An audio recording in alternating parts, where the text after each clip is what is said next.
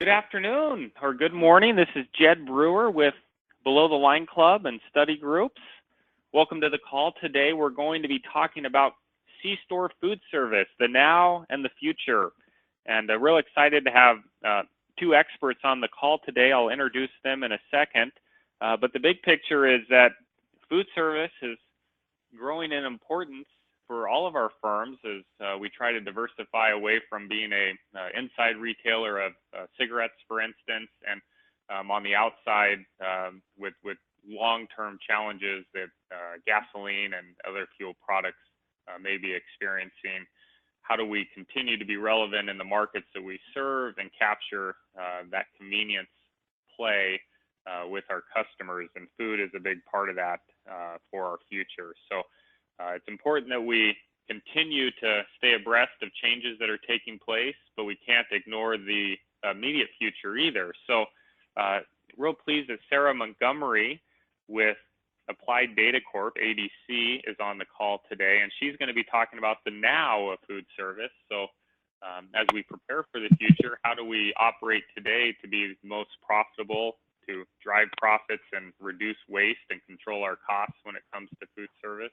Waste is one particular area that can really drive up the cost of doing food well in our industry. And then after Sarah, we'll have Ray Holm of ROC Associates. And Ray and ROC, they're very focused on key trends that are taking place, what he'll describe as the digital transformation and how that plays into food service. So they do a lot of consulting on the future and how we can adapt our businesses to respond to those trends. So it should be a very good webinar. Excited again to have both Ray and Sarah on the call with us today. And before we dive in, just want to let you know that I have you muted, but we'd also like this to be as interactive as possible. You're muted because we don't want to get some background noise that would impair the listening of others, but in your GoToMeeting or GoToWebinar dialog box on your screen, there's a place you can type in questions. Please do type those as they come to mind for you. I will be able to see those and I will relay those to the speakers at appropriate time. Our goal is to make sure your questions are answered and that this is most valuable to you. Also, Sarah and Ray will have some slide decks that they'll be working through, and they've both offered to make those decks available. So at the close of the webinar, or a little bit after, I will email those slide decks out to you with a recording of the webinar.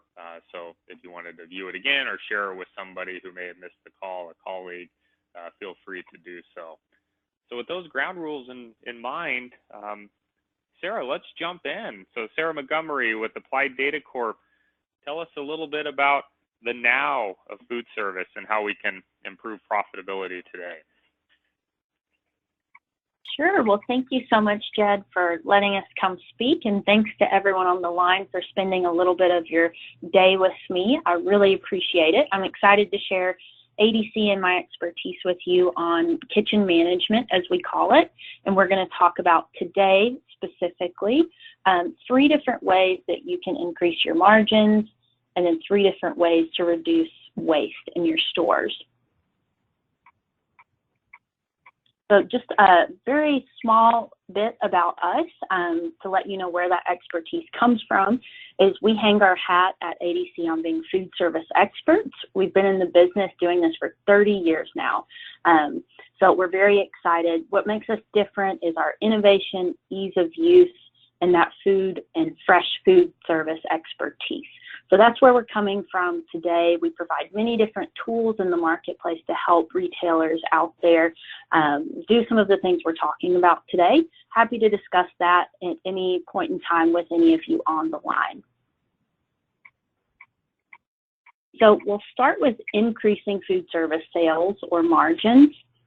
Many of you already know that food service makes up, in general, 23% of in-store sales for most convenience stores.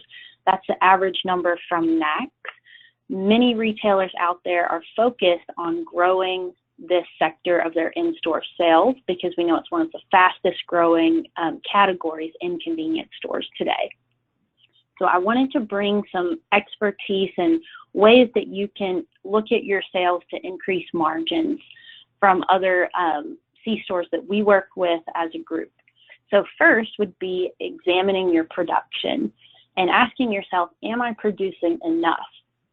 Most of the C-stores I talk to are more focused or more concerned about are they producing enough or are they missing out on sales than they are about how much they're wasting.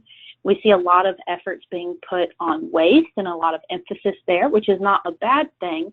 However, it's much more profitable if you can make those extra 10 chicken biscuit sandwiches and sell those than it is to waste out less and miss out on those sales. Many retailers are still using pen, paper, par sheets, or build-tos. Many people also have other tools in place and software. So whatever it is that you're using, it's a matter of making sure that you're examining that, you're really disciplined about going through that so you're not missing out on those sales, and asking yourself how much more could we be producing and selling to find that sweet spot for your stores. The next thing would be track. Sarah, just quickly here, is there a silver bullet or something when you're forecasting sales to know if you're producing enough that like the top performers are implementing or doing differently? Sure, Jed. So there are all sorts of tools out there, including ADC's tools that can help find that sweet spot. And the tricky part is with food service, it's different across each of your categories, whether that be grab and go, pizza, or maybe your bakery items, but it's also different on an individual item level. So the way to find that is really by pushing yourself to the limit, and you're probably going to have to go over that limit to find the right number for you in your store. So it takes a little bit of risk to get there, but it can be very rewarding if you find that sweet spot. Mm-hmm. And I don't want to get too far ahead of you, but some fear of people producing enough as they worry about the waste side and it getting out of handle and control. Do you have a guidepost for what the appropriate amount of waste is? I do, yes. So that's going to be coming up in just a few slides. So I would love to take some more questions around that, but waste is a huge part of this. You can't dismiss waste. It is very important, and you can end up eating into your profits if it's not done correctly. Well, good. We look forward to you getting to that. Yeah. Great. So the next point that I wanted to talk about was tracking your inventory and then being able to order smarter. Many of the convenience stores that I visit are not tracking their inventory on a regular basis, or there aren't very strict processes in place to be able to track inventory. Many retailers, any retailers category that you're looking at in the U.S., most people are tracking their inventory, and I see that in food service, this isn't always the case. A 200-plus store chain on the West Coast recently told me that accuracy is an issue when it comes to maintaining their inventory and ordering fresh foods. And I share that because I think it's important to know that this is industry-wide. It's not something that only a few people struggle with. But being able to track that inventory better and therefore order smarter will help protect your margins. And it takes you back to point number one, where if you're tracking what you're producing very diligently, you can also predict and order better. And then the third point that I wanted to bring up here is determining your total cost of ownership on each and every one of your food items and asking yourself, how detailed is your costing? Because what I'm seeing in the industry is only 1 out of 3 retailers on average are maintaining their costing for their individual food items, including labor, packaging, the cost of your labels that you put on your different food items. Condiments can also go into that. And these things can drastically affect your margins. And if you're not doing these things, it's a matter of just asking yourself, why not? Why haven't we done this yet? This could lead you to find that maybe some of your products aren't as profitable as you thought when you take into consideration the cost of that clamshell packaging and the color printed label you put on it. So these things are really important details that can give you a competitive edge that not many of your competitors are doing in the industry.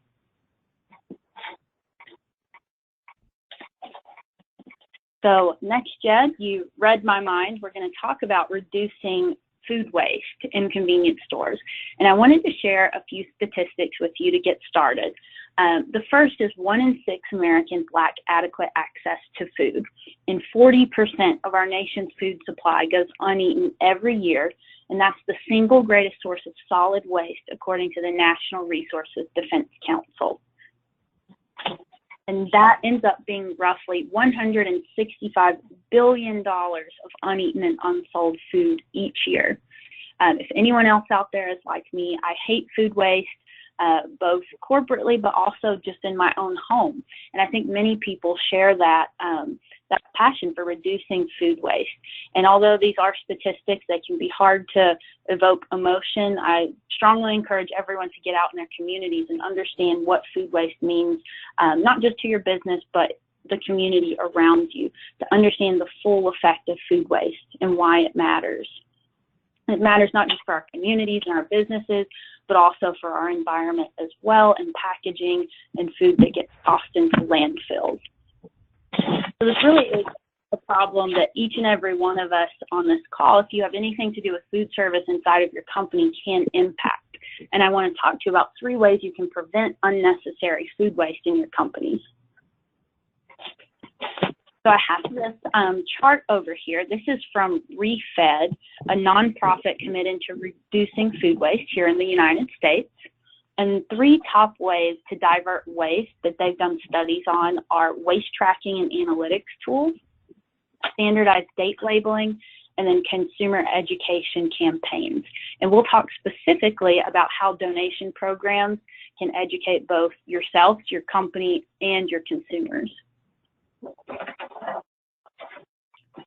The first one is waste tracking and analytics tools. ADC, of course, has tools that we can help with this, but I wanted to talk to you more about the results and what I'm seeing in the industry. So, Jed, I think this is one of the questions you were asking about earlier. So this survey result is across over 35 of the largest brands, convenience store brands here in the United States.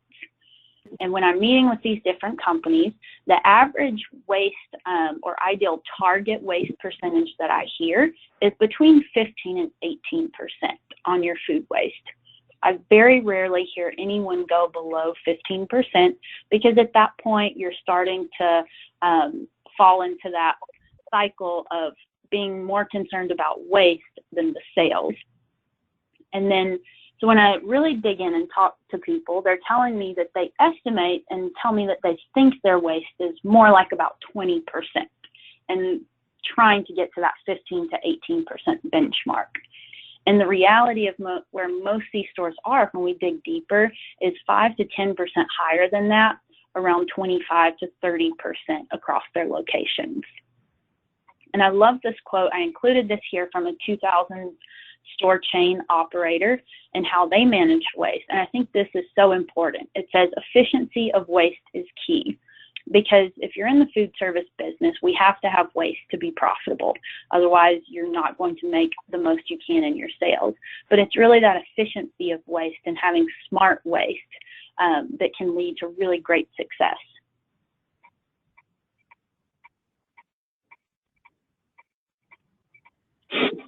The next part of reducing waste is date labeling. I'm sure that everyone here on the phone, at least at some point, has been confused by many of these different labels you'll see on fresh food, such as best by, use by, best before, enjoy by.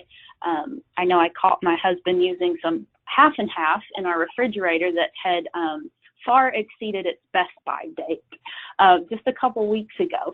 And he was very concerned that he would be getting sick. So we all get confused by these different labels. And I wanted to share that this leads up to 90% of Americans to occasionally throw out still fresh food, and accounts for 20% of consumer waste of safe edible food.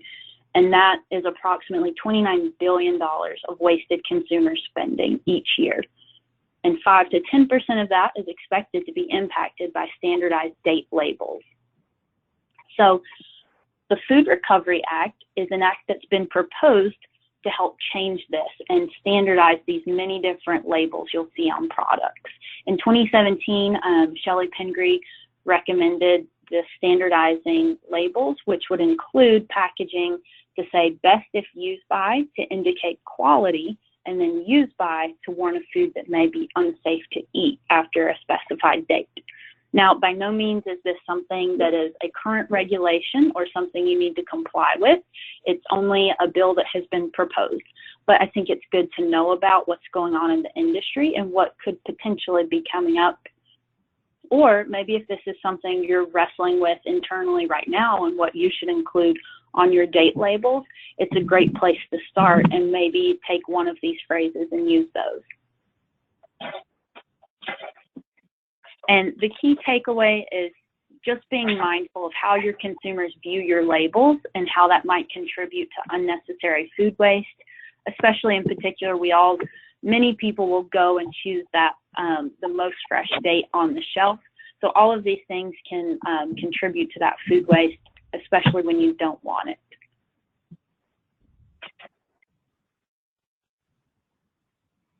Okay, so the last top way to reduce waste I wanted to talk to you about are donation programs. One of my clients has held a very successful donation program. To date, they have donated over 4 truckloads of food, which is amazing. And so I've learned some things from that client that I wanted to share with you about how they implemented a donation program and some of the hurdles that they faced. So Feeding America is a great organization that you can go through to donate food. If you have over 100 locations or more, you can go directly to Feeding America to donate your food, or you can go through one of their sister companies if you have less than 100 locations. So one of the biggest pieces of criticism we hear on donation programs are, what about the legal responsibility? What if we have lawsuits from donating our food?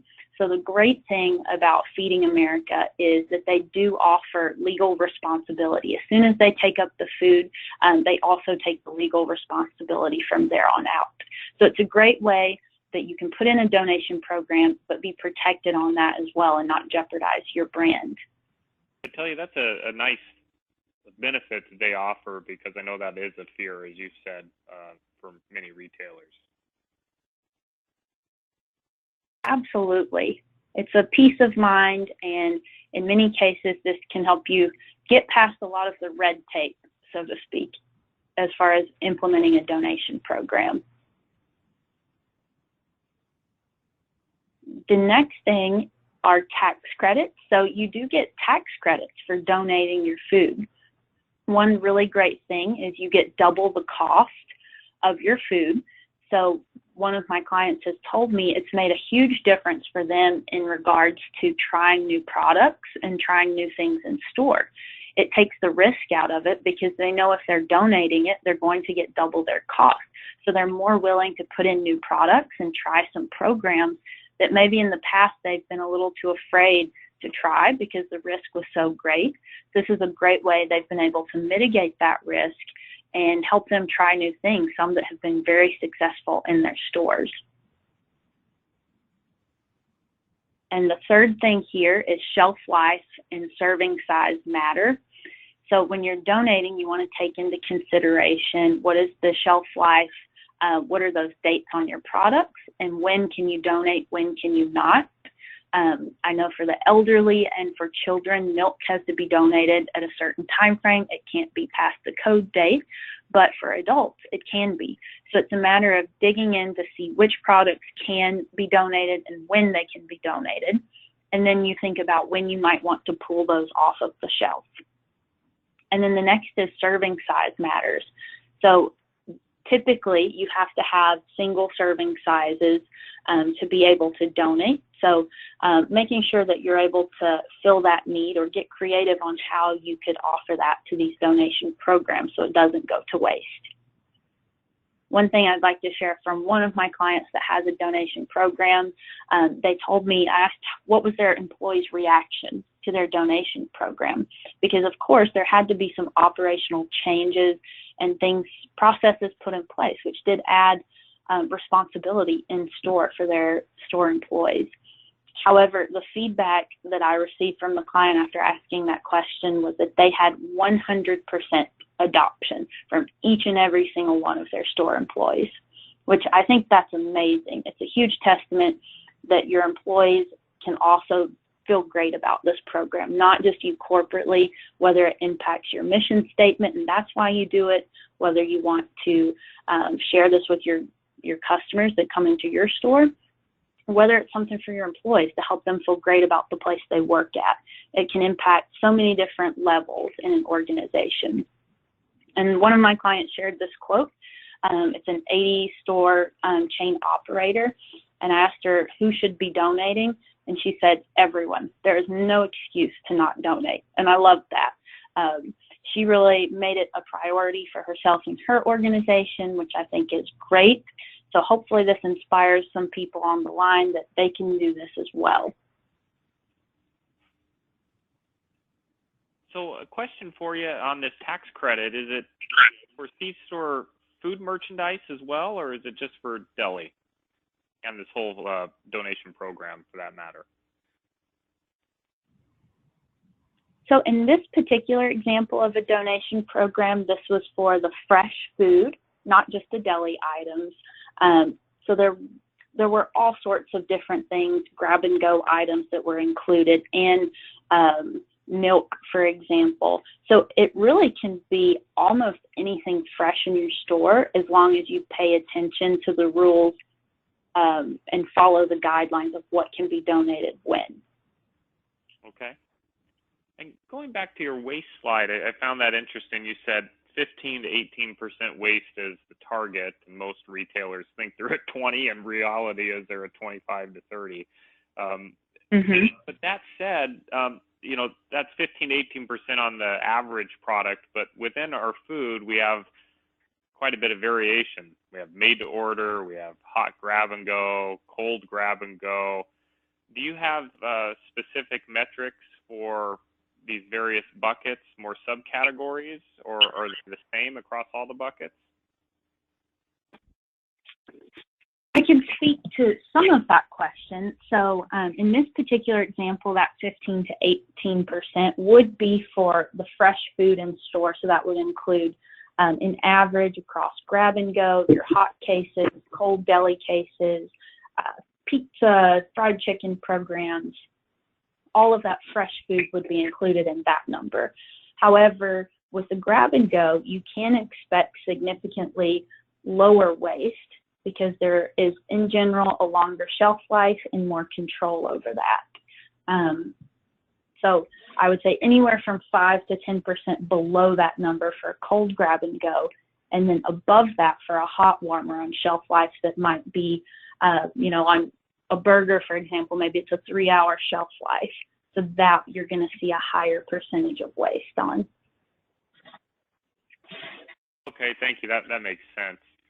And then going back to more of the sales side, and open-ended question here, but on average, what should a store sell in terms of food service sales a month? Do you guys have a target? I'm sure it varies somewhat by the size of the store, et cetera, but is that $35,000 a month, $50,000 a month? Sure. So it's a hard question because there are so many different types of food service and convenience stores across this nation. Everything from, you know, sheets with full-blown made-to-order platforms to, you know, much smaller formats with only a simple grab-and-go. But the national average is $32,000 a month is the national average. That's helpful to give a benchmark, and of course, the more that a firm is in food, right, the higher those sales are going to be, and the lower the break-even pool margin is going to be, the less dependent you're going to be on fuel profitability for your own store's profitability. And before we move on to Ray here, Sarah, I'm real intrigued by this demand forecasting that you talked about. How do we know across the different day parts how much we should be making of what? Can you describe a little bit, you know, what ADC does? I know you aren't on here to give a sales pitch, but that's an area I think where there's a lot of difficulty in trying to figure out how much we should make to drive those sales. Absolutely. And that's one of the many reasons ADC exists, because food service is difficult. It's challenging.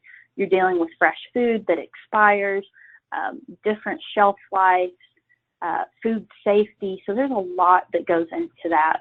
Our demand forecasting and what we do is based on day part, real-time updated sales feeds, and having that information. So at 10 a.m., you're starting to burn down on your breakfast sandwiches to gear up for lunchtime. And you can put different measures in place to put in your target waste percentage and make sure you're hitting that accurately and maximizing your sales. So it's a tool centered around many of the things that we've talked about today to help you find that sweet spot in your food service program and give your employees a tool that is very easy to use and follow so that you can actually execute on your strategies corporately. Okay, yeah, that's helpful. I imagine a lot of us are doing sales forecasting sort of, seat of our pants at some time. So just knowing that there are tools out there, whether it's your tool or somebody else that can aid in that is beneficial. So, well, thank you so much, Sarah. Again, if anybody has more questions, continue to type them in. We'll have a little bit of time for a wrap up at the end, but want to transition to Ray. So Ray, let me give controls over to you and allow you to talk about the future of food service. And Ray, did you see the controls that I gave you? I have not yet. All right, let me try a different Ray. We got a couple here on that have showed up, so we'll see if this one works for you. Did that one pop up, Ray? Not yet. All right, I'll try number 3. I got 3 Rays okay. on the call. Sorry about that. There we go. You got there the right one this time. time. Third one's a charm. All right. Yep.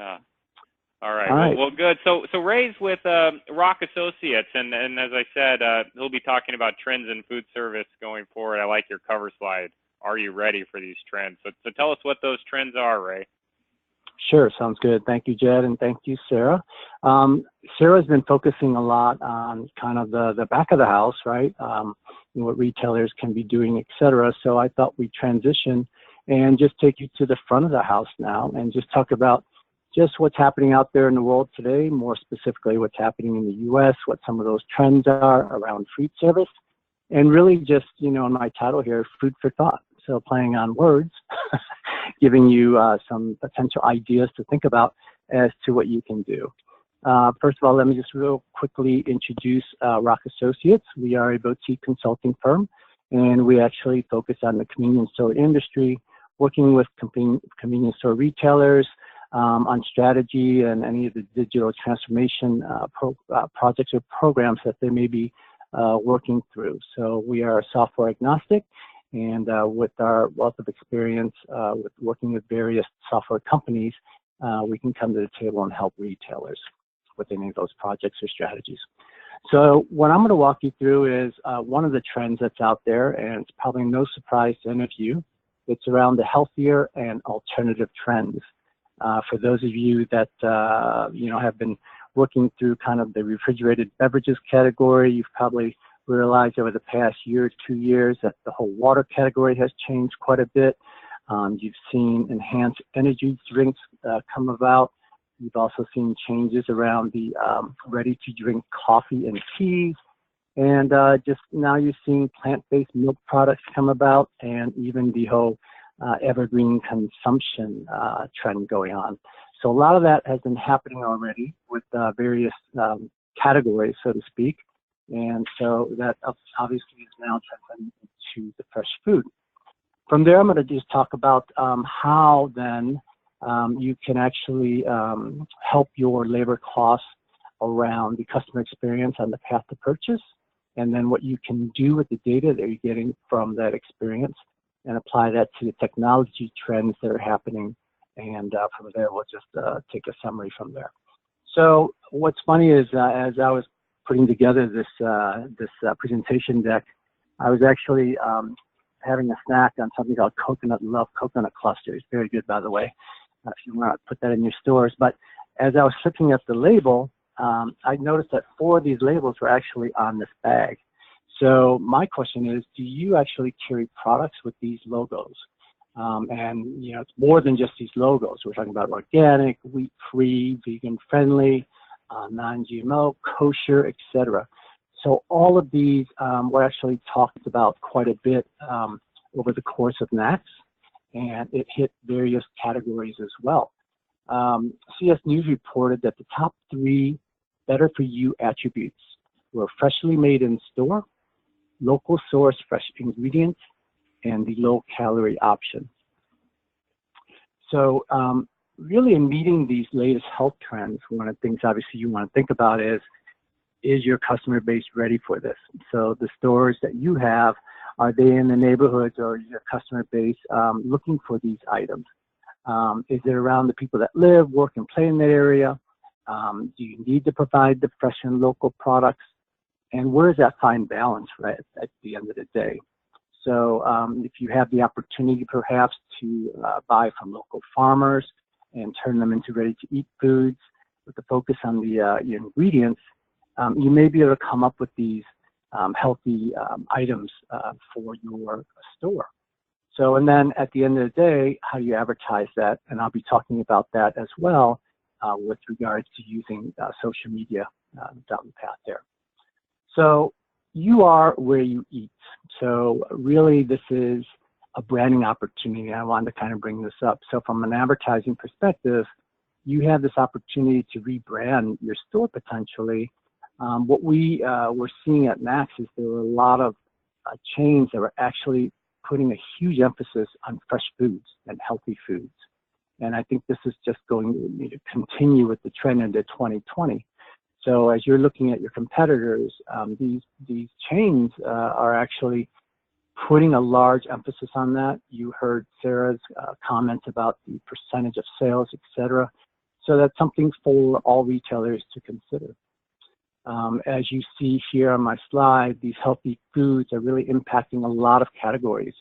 And if you were at NACS and you were to walk around, you probably saw that a lot of these categories were emphasizing these types of logos or that healthy concept throughout. So I'm just going to walk you through perhaps what you may be offering to your customers today. If you have a make-to-order program or sandwich program, you know, one of the things that you want to consider maybe are different ingredients to make it healthier. So you don't really have to change up anything. You might want to be able to offer more of the, fresh wheat breads, or et cetera. Maybe you want to incorporate regional flavors. So with millennials now traveling more, going globally, they're being a little more sophisticated, let's say with Thai food or, you know, South American food, et cetera. So just things to think about that you can, you know, really change up the menu and spice up the menu a little bit. You see also here around cannabis. I'm not so sure you want to eat the cannabis, but, you know, in certain snack categories, et cetera, you're seeing the CBD being placed there more.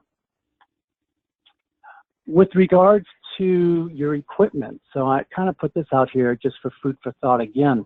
So if you're actually serving pizzas, or you have a roller grill, or you're actually serving burgers and chicken sandwiches, you really don't need to change out any equipment. It's just about the ingredients. So as a quote here from C-Store Decisions, sometimes it's just about introducing an old product in a new way. So from an investment perspective, you're not looking at a huge increase. And then just more food for thought, thinking outside the box, traditional C-stores. So maybe there's an opportunity for you to be able to provide, let's say, a plant-based smoothies, make in-juice house products, and vegetable-forward menu items. So maybe you can have just, you know, whole fresh offering around these healthy items. Maybe there's room for you to offer a salad bar. If you already have a salad bar today, maybe change out some of those, basic vegetables for more organic offering. And then here's something to consider as well. Ray, I was just going to say, it's interesting you mentioned salads, because I was with Fiona, one of your partners there at ROC, and she was mentioning a salad machine that you can say, I want a chicken Caesar or whatever, and then it'll make your salad in this machine and then spit it out to you. So it's fresh salad, but you can, as opposed to having an open salad bar, you could customize your own salad, which I thought was unique, some of the technology. Yes. Yeah, absolutely. So as we move forward with these trends, there's also a lot of trends around robotics, right? So robotics in the kitchen area is starting to become less expensive. And one of the exciting things about the robotics is that, it's being offered as a RaaS model. So instead of a SaaS model, software as a service, you're now able to actually pay on a monthly basis, let's say, for some of those robotic services. And what that's doing actually is helping you with potentially lowering your labor costs as well as food costs, because now we're talking about understanding what the waste levels are, et cetera, right on the production. So absolutely, robotics is starting to come in to food service more and more. Yeah, and with minimum wage increases that are taking place and all that, I think everybody's looking for ways where, how can we do more with less? That's right. That's right. So this one other potential food for thought here is offering fresh meal planning services. So with millennials on the go, everybody's on the go all the time. If you're in a neighborhood, if you have a neighborhood store and there's a high demand for, to-go items, maybe you offer these fresh meal planning services to customers. So something to think about as well is you may have an opportunity to partner with Partnership for a Healthier America organization. So we learned about this where PHA is a nonprofit, and it helps retailers expand healthier options, and they're doing so with 2,500 convenience stores today. So we'll leave that for you to think about. But their goal is to help expand this healthy concept into more and more convenience stores. So the convenience store industry is actually trying to change the perception that, the fast food is what it used to be, right? Very unhealthy, so to speak, fattening, et cetera. So there are actually many chains are out there trying to change that image in the convenience store industry. So on average, a third of consumers surveyed found that the Data Essentials brand fingerprints tracker wants a healthier option for top convenience store chains. But much of this innovation is left to creative independence, redefining the concept of convenience stores. So we've heard from small independents that actually are highly focused, and much of their stores actually focused on healthy trends. Now, again, this is all dependent on your trade and your area, and knowing your customer and really understanding what that balance is on what you're going to be offering to your customer. So with that said, I just wanted to move into some of the technology trends, right, that may be supporting these healthy trends, et cetera. So as we all know, if you have a fresh food concept in your store offering today, customers today want to avoid long lines, whether it's at the counter, whether it's at a drive-through. They just want efficient and fast service. And hopefully that improves the overall customer experience in the store. So what retailers are doing today is they're actually coming up with mobile and online ordering capabilities. So providing a mobile app for their customers, or perhaps even ordering at the pump. But what you're seeing more and more of is around the mobile apps for fast food or fresh food concepts like Panera or even McDonald's. They actually have indoor kiosks as well as the mobile apps for ordering and payment. So what this is allowing these retailers to do is actually help the customers from having to come into the store, wait in line, and then they have to order with a human, with the clerk there to take the order and hope that the order is done right, etc. So what technology is allowing you to do is basically hand off this this step of the ordering process to the customer instead of to someone that's on your team. So what that in turn is doing is it's providing a reduction in labor costs, and it's providing increased accuracy on the orders, which at the end of the day is providing customer satisfaction. Now, what else this allows you to do on the mobile app is it allows you to personalize any upsell opportunities as well as promotional opportunities.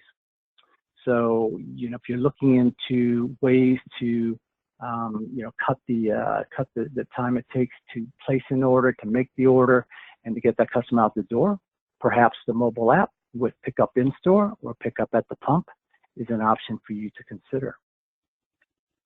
So on the mobile ordering, Ray, mm-hmm. Are you finding that companies are writing their own code to allow for it, or are they partnering with third-party providers that have already built out this mobile ordering, whether it's at the pump or they order from their home and then come by and pick it up?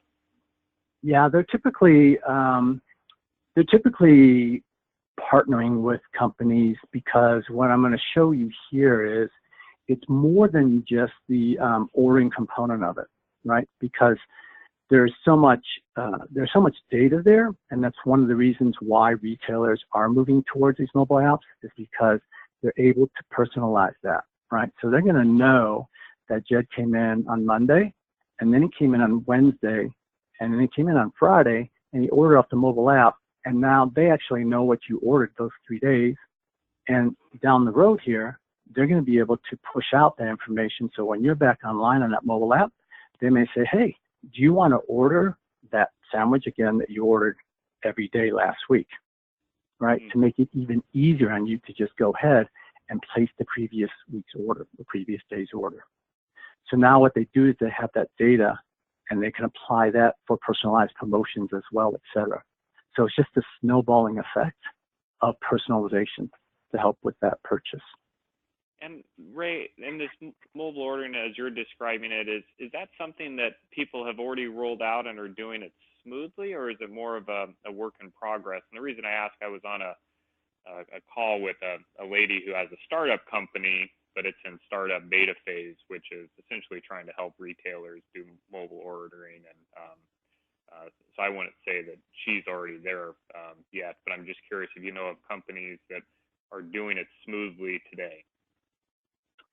So what I can do is I'll give you my two favorite examples, and those that I just mentioned. One of my favorite places to go for lunch is Panera. And the reason for that is because it is so easy to just go online or, off my mobile phone and just place the order. And then I just go in there and pick up my bag right off the shelf. I don't even speak to anyone. I mean, I'm the type that I just want to get in and get out. I love, scanning my own groceries, etc. So I want to get in and get out as quickly as I can. So I love the fact that you can just go in there and pick it up. So it is out there. And I don't know if there's McDonald's in your area of town, but, McDonald's around me now has the indoor kiosk. It also has the mobile app. So trust me, they are collecting that data, because eventually they're going to be shooting out messages to me, right? So, and I don't mind that, because I think nowadays as more and more people are getting your advertising, right, online, more personalized, it's now much efficient, right? It's not giving you the garbage advertising that you used to get. So everything's becoming much more personalized, and I think that's kind of where it's all heading. So yes, it is happening out there. You're going to see more and more of it, and I think you're going to see it moving into convenience stores as well. So right now, it's definitely happening in fresh food and fast foods. Yeah. And this one gal, she was trying to develop a concept for convenience stores specifically. So she would be an example of a third-party provider that a convenience store could contract with, so they don't have to build. Yes. Yes, and actually, you're talking about the mobile ordering and also with the payment, right? Payment portion of that as well. Yeah, that's quite important as well. Together. Yeah. That's right. Fascinating trend that we all need to be abreast of, for sure. Absolutely, absolutely. And you know, it can go even beyond that, because now you're talking about, you know, mobile ordering for the fresh foods, but who's to say that that can't be, you know, order online, pick up in store as well. So let's add a milk to that. Let's add, you know, whatever groceries you need at the convenience store, right? And bring that all together then at the end of the day. So now you're doing some additional sales or plus sales. So along with mobile apps, and that's a great lead-in, Jed, because along with the mobile apps that you might be implementing, if you have a loyalty program or if you don't have a loyalty program, you may want to consider that, right? Because now what you're doing is you're getting all of this rich data. And so by integrating the loyalty program along with the mobile apps, then the retailers can actually gather that information and really kind of push out promotions to their regular customers, let's say, to help increase those visits and sales and upsells. So there's a lot of rich data that's going to be available to you by utilizing these mobile apps and loyalty. So just, you know, on the flip side, if you have customers that are coming into your store and, you know, whether they're paying with cash or whether they're paying with credit card, if they're ordering at the counter, you actually don't really know what they're ordering. So you really don't know what you're selling to them unless you have that loyalty. So now what we're doing is making it easier by integrating the mobile app, the ordering capabilities, and the loyalty to come out with more data about that customer. So along those lines, what I also want to share with you is there's ways that actually you can start collecting behavior insights as well from customers. Now this may sound maybe spooky or very futuristic, but it's coming. So you're going to have that capability. And one of those ways is really, you know, working with other applications like Facebook, which I'll talk about in just a minute. So what I wanted to give you, though, is if you have a loyalty program today or you're considering one, just think about these numbers. So you've got 89% of U.S. consumers who visit C-stores within the past 6 months. 42.5% of these consumers are actually part of a loyalty program. And 73% of C-stores have a loyalty program in place today. So, you know, if you don't have one, you might want to consider implementing one because this is kind of where the retail trends are moving towards. So what I was talking about, behavior insights before, there's an opportunity actually for you to incorporate location-based marketing as well. And by that, I mean, if you have the opportunity to, let's say, partner and advertise on social media sites like Facebook, Facebook actually has a location tracking solution and capability where they're able to provide you with information on when the customer actually saw your ad on Facebook and then when they walked into, let's say, a McDonald's restaurant. So McDonald's is actually doing this today where they're actually putting ads out there on Facebook and then they're actually able to analyze that behavior of the customer. So again, this is it's going to be more frequent, and the information is going to be there.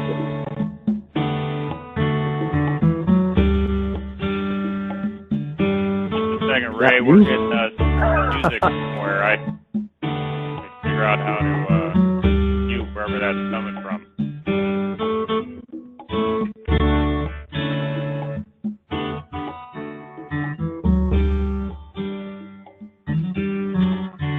Beautiful music, though. Yeah.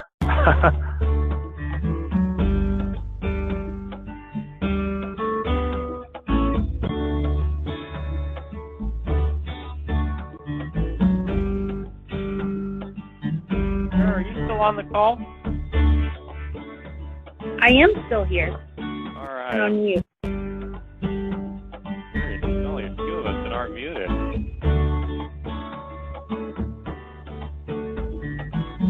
Strange, huh? There we go. There we go.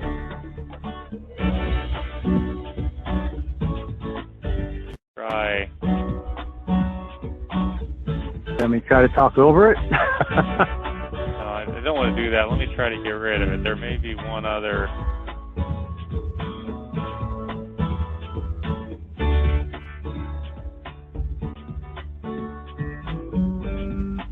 I have no idea where this is coming from.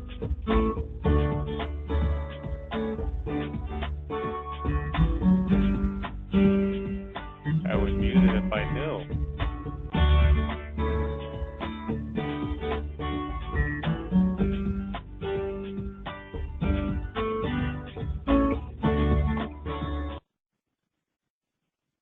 You there, Ray?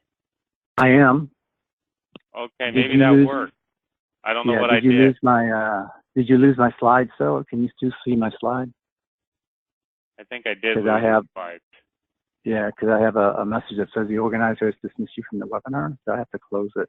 Yeah, I dismissed you because somehow one of your lines, you had 3 lines open, but one was playing music. I'm going to pull up the slides, and I'll just take back controls here. But okay, you'll still be able to talk. And thanks, audience, for hanging in there. I only have 3 slides remaining, so that's good. Okay, just give me about 20 seconds. Okay.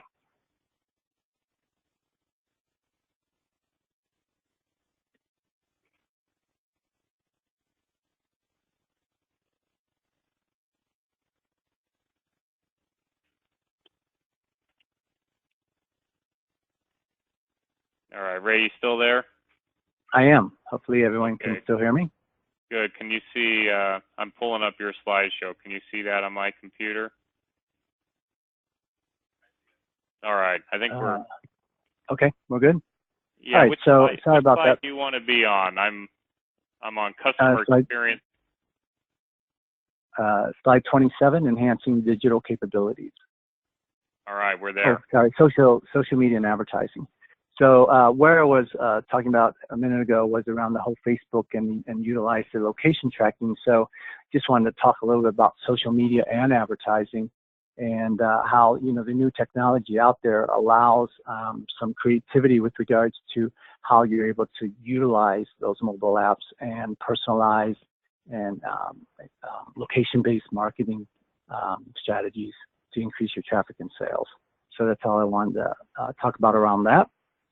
The next slide is around the frictionless journey. So many of you may have heard about friction and frictionless and where it's all headed. So really, you know, in the old days, what you were talking about when you said friction or frictionless, it was just basically the ease of checking someone out, etc.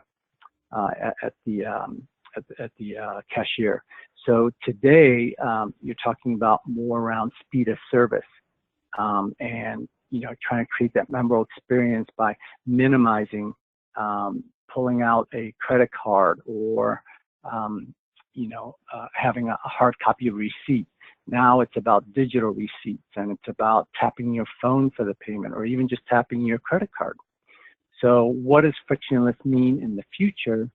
And really frictionless in the future is kind of what I did or what I do when I actually order from Panera, right? So I'm actually on a mobile app and I'm paying on that mobile app and I'm actually going in and not doing anything but picking up my sandwich and leaving. So that is a frictionless experience for me. So the whole customer experience and journey is about the change in retail, we believe. So, you know, you may wonder about whether friction can be a positive thing. And of course, there'll be instances where you will require still, you know, a staff member to take care of a certain situation in stores. So it could be you return, or it could be anything where you have a customer complaint, et cetera. So those things you will always, you know, require a resource to be there for the customer. But in general, we're trying to make things easier and we're trying to make that customer experience more of a positive experience in your stores. So on the last slide here, are you ready? And again, food for thought. It's just about, again, understanding your customer base, understanding your internal organizational readiness, and then just understanding some of the analysis around the demographics, doing a feasibility study, and then just understanding whether your organization is ready for that change and preparing them for that change as part of change management. And then considering various partnerships. So like Jed was mentioning, you know, what software companies may be out there that you can partner with other software companies, et cetera, to make this overall journey a positive experience. So with that said, I'm going to hand it back to you, Jed. Yeah, thank you, Ray. And how much, as we talk about third-party partnerships in the future, how much are we going to be able to do on our own, and how much are we going to have to use multiple third parties? So I think that the answer to that question is really within your organization, how big is your you know, technical team? How big is that IT infrastructure? And how quickly do you want to get to market, right? So if you go with a software provider that already has something in place already, you're going to get to market that much faster than having developed it in-house on your own. Again, it's really putting that entire strategy together, right? So I gave you lots of ideas on what pieces you can actually implement, but to put together a whole strategy and then bring it all together, you know, what pieces are most important to you, right? So again, very simple, the mobile ordering, mobile payment. Do you want those to go hand in hand? Do you want to just do a kiosk in the store first? Do you want to do mobile app and the kiosk together at the same time, et cetera? So just understanding what those priorities are and what the ROI is at the end of the day. And my feeling as it relates to food and even to the store in general, that our stores are going to be smart stores in 5 to 10 years compared to what they are today, and hence that need for a very capable IT function in your company, where some people have invested in that today and others really haven't. Is that your view too, Ray? I think, to be honest, you know, with the whole digital disruption, and I know it sounds like a buzzword, but that's really a reality, right? So as we move into this whole social media world that's out there, and you have millennials as a key base, as your customer base, you have to understand what they're using all the time. And so I don't know about you, but when I have dinner with my cousins, I see them all on the phone all the time, on their mobile phone, right? So that's their platform. That's what they're going to use. They're going to eventually be using that for payment all the time. If you take, for example, in Asia, the trend right now in Asia, especially in China, no one accepts cash anymore. It's all using their mobile phone for payment. So is that the trend coming to U.S.? We don't know. But, you know, already Samsung Pay, Apple Pay, you're already hearing those out there, right? So, and we're just talking about food service right now in the C-Store.